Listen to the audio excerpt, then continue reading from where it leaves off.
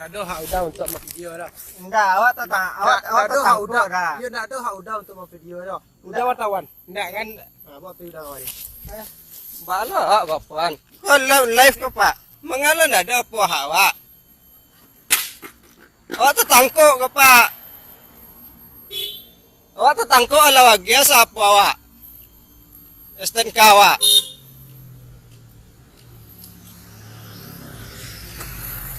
Mana kau bawa undawa ke situ? Awak live ke Pak? Live ke Pak kau? Tu manga undawa bawa situ?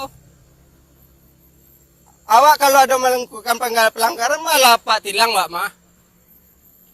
Manga undawa apa situ?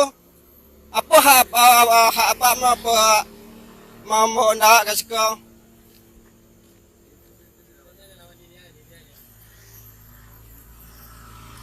STNK awak lah bambiak lah tilang, kau sudah tilangnya.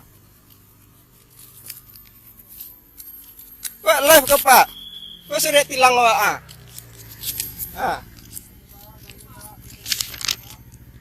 Saudara-saudara, ini surat tilangnya nih.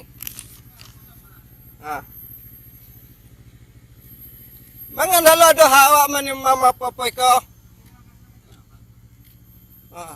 Awak istirahat sih kau di badan jalan istirahat. Kau live kau. Tu mengalau ndawa di bawah situ. Awak dia ada pelanggaran kau lawak sarahan. Apa ya lah? Tu mengaku lepas tu membawa ndawa kau.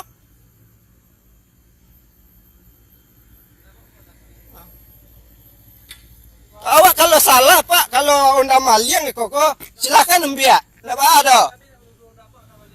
Iya nak ada menuduh ada mengada bawa apa alasan apa kawan apa tu membawa ndawa.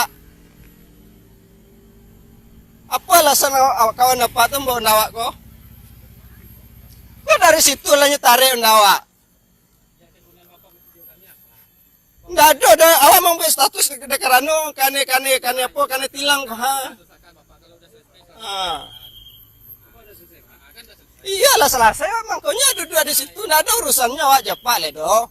Mangalu kau ndawa dibawa. Ada urusan lagi kan? Iya nggak ada urusan awak do. Cuma ndawa dibawa tu nggak nama ada do. Motornya masih ada sini kan? Iyalah Ini komandannya Pak. Ya. Iya nggak ada Pak. Iya silakan Pak. Duduk sih kau do. Kan di badan jalan ke Pak. Iya. Kan Pak di sekolah. Ya tapi kan Bapak seperti ini nyuting apa nih maksudnya? Nah, doa membuat status dia karena tentang komodiko saja ya Pak. Sudah. Iya. Ya udah. Sudah selesai dah. Ada lagi. Iya. Ada urusan lagi. Ya oke Pak.